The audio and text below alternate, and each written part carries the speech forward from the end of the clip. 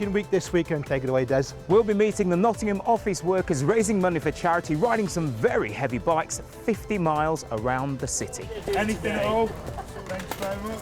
We've got 3 hills. There'll be a challenge on these bikes, that's for sure. And Des will be taking a close look at the world of the personal trainer, and it's fair to say putting some effort into it. Follow my hands, Des. Follow. And time. Well done. Good. Good work. Only around 10% of people that train to do personal training will keep doing it a year down the line. It's a tough business to do well at. And get this, we'll be meeting Billy No Mates. He's a chicken, by the way, but he goes to work every single day. Which is more than Des does. Come on, Bills, let's go to work. Are you ready? Are you ready for an exciting day? Hi, I'm Des Coleman. And you took me by surprise there, but I am Rob Pittham. I wasn't quite ready for that, and you can tell it's winter, Des, because we've got the fluffy little things on the microphone to keep the wind noise down. What did you call it earlier? They are muffs, technically. Muffs, really? yeah. Can you say that? Yeah, you can say that. We'll check that later on. Anyway, but what are the themes today? We've got health and fitness. We've also got transport and charity too. We've caught up with a bunch of Nottingham office workers who are all raising money for good causes. Leaving the office early. In fact, these workers from Experian are swapping a day at the desk for a day in the saddle to raise money for charity. They'll be taking the day out riding around on the City Card bikes, Nottingham's answer to London's Boris bikes, promoting green ideas as well as raising cash. Anything there? 50 miles on these bikes today. It's going to be a long, long day. That's a lot. Well, Jade and Tom are the masterminds behind this scheme. Now, Tom, you're the environmental officer for Experian, so That's correct, yes. What does that mean, first of all? Basically, I'm responsible for the running of any sort of transport, sustainable transport schemes, and making sure we're as green as possible within the UK and Ireland, really. What do you do to make that happen? Well, I monitor sort of the energy bills, that sort of thing, make sure we're not using loads of electricity and trying to bring things down, make sure we use renewable energy, make sure we're recycling lots of stuff as much as we can, that kind of thing. So there's a lot of different areas that I have to cover, but I enjoy it, so it's good fun. And I know you have green champions in the company, and Jade here is one of them. You're just a volunteer, aren't you, Jade? But this is all your idea. What's the thinking here then? Well, Experian are the first company in Nottingham to install the City Card cycles on site. So Tom and I were trying to think of ideas to sort of promote eco-friendly travelling around Nottingham and whilst we're at Experian. And we just thought it'd be a great idea to sort of tie it all in together. It's part of a wide-ranging series of charity and fundraising events by the company across the country. Last year, its staff put in £1 million worth of work for good causes. Excellent, thank you. Every hour that an Experian person gives is worth £27. So that's quite important to us. Obviously, they take their volunteering days as a normal working day, so Experian still pay them to go out there. But it's the impact we have on the charities and schools and the people we volunteer for. That's where the real value comes in, because those people usually can't afford to pay for what we give them. So it's an added bonus to them. And if we do a school playground makeover, it's a value to the whole community. It's not only the kids, but to their parents as well. So I think it's the value we're giving to that community. The school wouldn't be able to afford it. Schools are on tight budgets. So what we give them is something they wouldn't normally have. Around 15 people took part in the latest fundraising event, with a long day ahead of them. We're doing 50 miles, heading out towards Ruddington, via Langer, back by East Bridgeford and home Pierpoint. Be a challenge on these big heavy bikes. Well, I was going to say they're nice bikes, but they're quite heavy, aren't they? Yeah. Any hills on the way? We've got 3 sort of hills. I wouldn't call them Everest or anything like that, but there'll be a challenge on these bikes, that's for sure. And yeah, we'll tackle them, no problem. Jade, is it a day or a morning off work? It's a whole day. So I'm amazed the company lets you do that. Yeah, well, every year everybody in Experian gets 4 days off work, I believe, to do anything charitable. So, you know, a lot of people go and volunteer at farms or go and work at schools. So, yeah, it's a really great company to work for if you're really behind charitable events. The money raised will go towards Experian's own charity fund, which helps a wide range of causes across the country, many of them here in Nottingham. We have a huge impact in Nottingham because we've got 2,000 employees here. We work very closely with local schools. For instance, Bluebell Hill School in St Anne's has helped us to develop a financial education resource for primary schools. And I don't know how to put this politely, but you don't look like you're dressed for cycling. Are you not taking part? The last thing I did for charity for Experian was climb the Great Wall of China. I raised £10,000 and never again. That's the hardest thing I ever did in my life. So the bikes are off? The bikes are off. I suppose we can let Jan off, but everyone else had 50 miles of Nottinghamshire's roads ahead of them, and every mile helping to raise more funds for charities here and across the UK. Punch! That's it, good. Right, now follow my hands as we go. Following. Follow my hands round. It's going to come all the way over here. Now it's going to work all the way back over. Okay. They say there's no pain without gain, but it looks like plenty of us are up for keeping fit. It's a growing business and more people are turning to personal trainers too. They can be tough though. Rotate away, reach through, turn through the waist. Excellent. Back up to my hand again. Let's repeat, Des. Okay, this is a sort of weightlifting John Travolta move. But what's the appeal? So nice twist through the waist. Overlooking the River Trent, close to Nottingham Racecourse, is a block of luxury flats with its own gym and treatment centre. I've come to Riverside Crescent to speak to a personal trainer that not only has clients across the world, but has set up a very lucrative business right here in Nottingham. The original movement site calls itself a personal fitness and therapy centre, rather than a gym. Hi, I'm Des, to see Steve. Good afternoon, I'm Stephen. Oh, great. Pleased to meet you. Do you want to come in and I'll show you around? Excellent. Come on through. The facilities are, and let's be honest, lavish, and it's open to anyone. Customers come along by booking private sessions with the trainers and therapists. Clients include people recovering from illness, as well as those just looking to keep fit. The gym was set up by personal trainer Steve Aylward. He's been working at gyms in Nottingham, but was looking for a place of his own. I actually got a bad injury playing football a few years ago. First time my leg was better, I broke my leg. I was running down the river on the other side of the river, saw the building being built and thought, looks a lovely facility. I wonder if they've got a gym in it. It was literally as simple as that. I turned around from a run, came and banged on someone's door down here and got chatting to the guy that was building it and the person that was managing it. And the rest is history, so to speak. The centre has around 250 clients who use it, paying between £35 and £50 a session. And it's not just a growing business here in Nottingham. Steve Tongue, my guide for the day, has travelled all across the world as a fitness trainer. You've got clientele across the world, haven't you? Yeah, I've worked with an array of different clients, everyone from Joe Public, just the normal gym users, all the way through to celebrities and athletes. Even in one case, I've worked with some royalty as well. So I've seen a full array of clients. I've worked with lots of different personalities, lots of kind of different dynamic characters. So it's really challenging for me as well, from a coaching perspective, to be able to do that, and it's helped develop my personal skills as well. Get a nice twist through the hips. Yes, you're starting to enjoy it now. Nice. You might just want to get fit to look good. Okay, head, body, breast, arm. But for some customers, there's even more to it than that. I've recently had colon cancer and went through a period of 6 months of chemotherapy, which left me very unfit.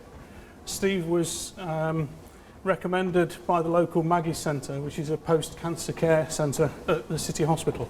It's excellent because you're getting that personal care and it's not full of young, fit people. So older, perhaps not quite so fit people like myself don't feel embarrassed. You're just cruising down the river. Colin's clearly doing well, but my personal fitness trainer, well, he's not happy with me. After this, will you get me a donut? Fundamentally, we're a design company. We have quite a speciality in online media, specifically in the tech sector. Affari Media has come a long way in 7 years. Get me fuel from BP there. When Craig and Ben started the company, the work was done at home. And now they have an office, a team of employees, and an impressive international client base. And one of our big clients, Fujitsu, is a household name. And we deliver things like electronic publications for them, 3D video animation to help with the campaigns. They've had some help along the way, without which they would have been left behind. The Nottingham Jobs Fund, set up by Nottingham City Council, has provided crucial financial support to take on more staff. The Nottingham City Jobs Fund helps employers like ourselves take on local talent. There's a couple of key criteria for that. You're looking to take on people who are short-term unemployed from 1 day up to 12 months, and they must live in a city postcode. It's allowed us also to spend a little bit more time than money has to go out and find the right person. Corey Cull is one employee taken on by the fund. I've recently been nominated for a Guardian Award. I'm extremely proud. I've learned more in this job right now in a year and a half than I have in the whole 3 years of uni. That's it for now, but when we come back, we'll be looking at what's happening to transport. Trains in Nottingham, some services are improving, but what's happening to the HS2? The worst thing would actually be if the bickering got to the state where the DFT said, OK, we're not going to bother with an East Midlands hub. And talking of transport and Des, you know the recession's just about over when people start spending a lot of money on really big trucks. I think the future's very strong. The UK's got a very buoyant economy, and certainly comparative to the rest of Europe at the moment. And of course, Billy No-Mates, the chicken that thinks he's a man. And that's human. A cashew man? What's a cashew man? No, is this cashew man. Your new superhero? Oh no, it's cashew man. I'm Billy No-Mates. Sorry, Billy. Are we disturbing you? Billy, you're deleting everything. How did he get this on? See you later.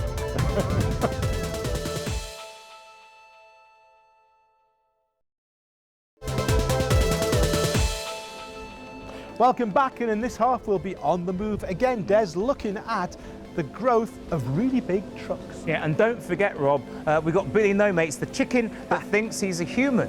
Can't wait to see that. Since Billy's come to work, I think now all the staff realise that birds do have personalities, that he has got a character, and he is a bit different. Come around this way. That's it, good boy. But before we get into the trucks, I did say trucks. You did do that. I'm glad you're keeping the check, yeah. Before we do that, let's get onto the trains, because there's a lot of speculation about what's happening to trains here in Nottinghamshire. Some services are improving, but there's also fears that HS2 is causing all sorts of trouble.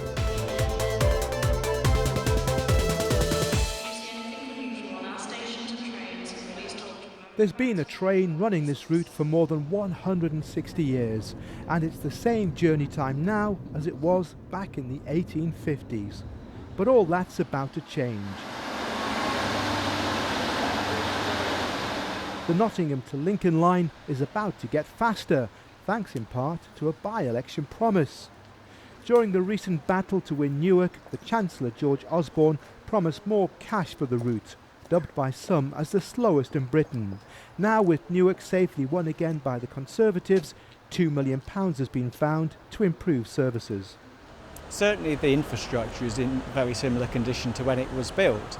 You have level crossings along the line which are opened manually by a person at the crossing. A lot of investment's going to happen next year to modernise that, and we'll have a state-of-the-art signalling system on the line, and so it's great that on the back of those improvements we're going to be able to offer additional services to our passengers. For Newark and the villages between Nottingham and Newark, it will make them far more attractive. It will give them fast links into Nottingham. But not every aspect of trains in Nottinghamshire is quite so rosy. There's uncertainty over the future of the East Coast Line, which passes through Newark and Redford. It's been state-owned since its previous owners decided they couldn't make any money out of the service. Now the government is planning to privatise it once again. And of course there's a row over HS2. Well, there's always a row over HS2, but this time it's about where the East Midlands station on the line will be. Totem was named as the preferred spot, but there are reports the route is being changed and trains will stop instead a mile and a half away in Breaston in Derbyshire. The connectivity at Totem was always going to be a problem. You're going to have trains that were going to be able to get from London to Totem in 51 minutes, and then people were going to spend 40 minutes on a tram into Nottingham. It is a better choice because you've got the connectivity. You are avoiding the potential tunnel under East Midlands Airport, which is obviously going to save money on the construction costs. And you're also keeping it well away from the proposed East Midlands rail freight depot at the airport, which could be the creator of several hundred jobs for the region. So confusion and uncertainty over rail services for some passengers in Nottingham, but for people on the 32-mile route to Lincoln, the promised improvements to this service can't come quickly enough. It's big, it's shiny, just one of the trucks for sale at RH Commercial Vehicles in Lenton Lane. Oh, it's a long way up, isn't it? Hi Paul, you're commercial director here at RH Commercial Vehicles. What's the most impressive feature here on the dashboard? It's got adaptive cruise control. So what it really means is you're driving on a motorway at 56 miles per hour, you've put the cruise control on, you're listening to your music, looking around, and if you're coming up behind a vehicle quite quickly, the vehicle slows itself down, and if you're on cruise control, if you pull out behind a vehicle where you've got a clear road ahead, it will accelerate back up to the speed you put in there. And the big question, how much would this sort of vehicle cost? Around about, depending on what you want, around about the £90,000 mark. The company was founded by Neville Baxter more than 40 years ago. His son Nigel is now in charge. RH Robin Hood, perhaps? It's not actually, but it's been assumed by many that it must be, as we're a Nottingham-based business. What does it stand for then? It stood for Rennie Hogg actually, which was a business that my father was part of before he bought the business back in the early 70s. We're just coming out of the recession. We're told the economy is now recovering. Are you seeing that yourself in terms of business? Are things getting better? I think there's confidence coming back in. That's certainly in the construction sector. We're seeing far more inquiries, and we've got a tremendous range of trucks to suit that, that application. And certainly the inquiry levels are picking up. We're in a sort of odd situation within the market currently because we had a big legislative change at the beginning of this year, and that meant that last year actually put a spike in the market, almost 50,000 new vehicles registered in the UK, and that will drop off to probably 35,000, 38,000 this year because of the sort of pre-buying before the new model ranges came in. But certainly there's an acceleration now in terms of inquiry levels, and you can see beside you we're putting new vehicles into the market on a daily basis.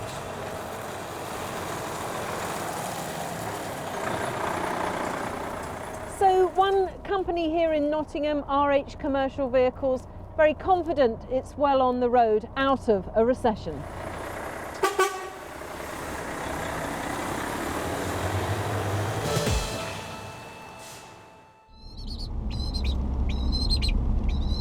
There you go, little man. And it's just as well you're good at cornering with my driving, Billy, isn't it? That's your little happy crow, isn't it? Shall we put you on Twitter? They say birds of a feather flock together, but not this one. Billy No-Mates can't stand his fellow chickens, and rather than waste the day pecking around the hen coop, he's off to work. Another day, another mealworm, isn't it, Billy?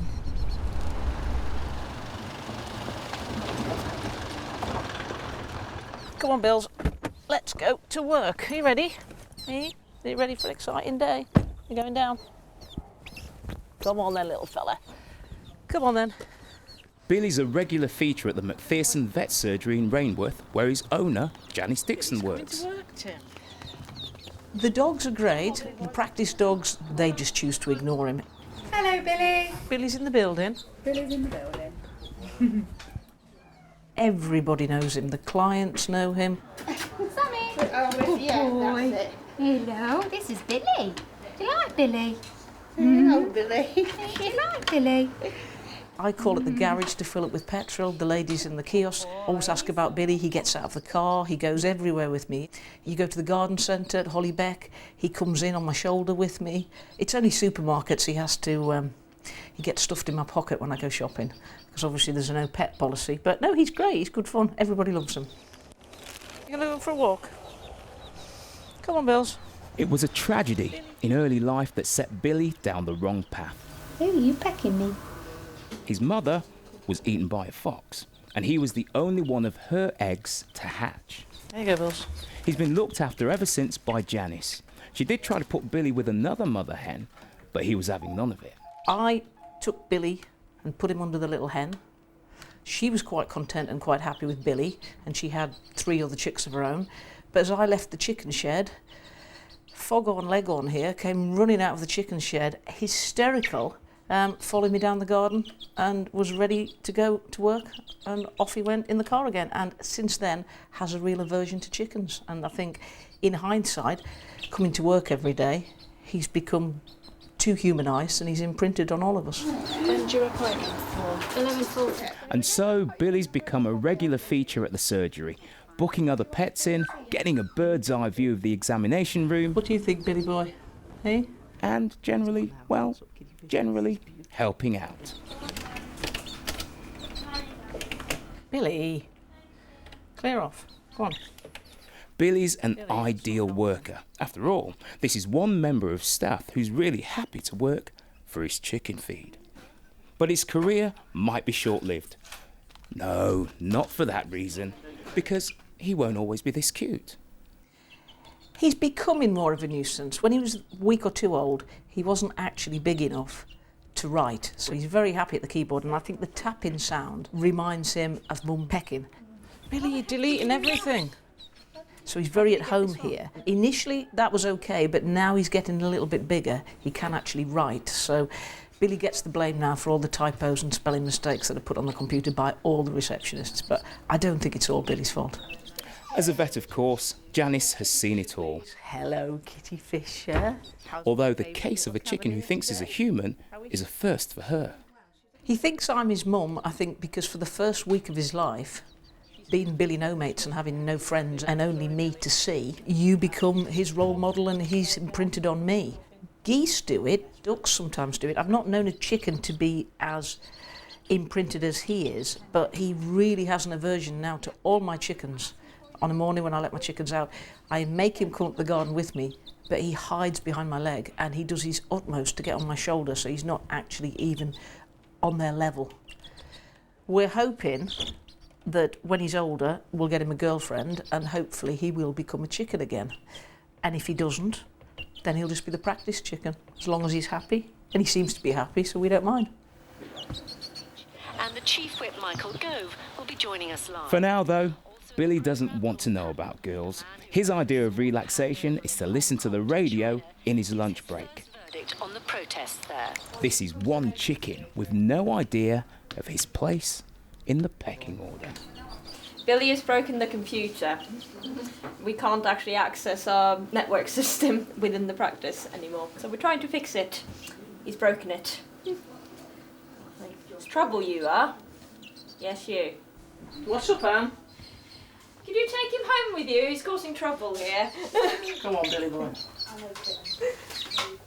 No, he's not that bad, are you, Bills? Okay. Come on, let's go, Anne. Billy No Mates, I just love that story. And you know he's called No Mates, Des, because he doesn't mess around with any of the chickens. He's got no mates. And I can tell you love it, Rob, because the smile that's on your face, a huge beam. Great. Next week, we'll also be looking at getting more women into business. And we'll be talking about Bulwell Stone. I don't know if you knew about this, Des. Bulwell Stone, all over the city. Half of the big buildings in Nottingham built out a bit. Well, the quarry that provides it is, as the name implies, in Bulwell. We'll be taking a look at that. I'm astounded, Rob. You're just a font of, you always amaze me. A font of information, this gentleman here. A font of information. A font of information. Can he say font? Yes, you can say font. Quack, Excellent. quack, quack, I've quack. always wanted to use that joke. Thank you very much. See you next week.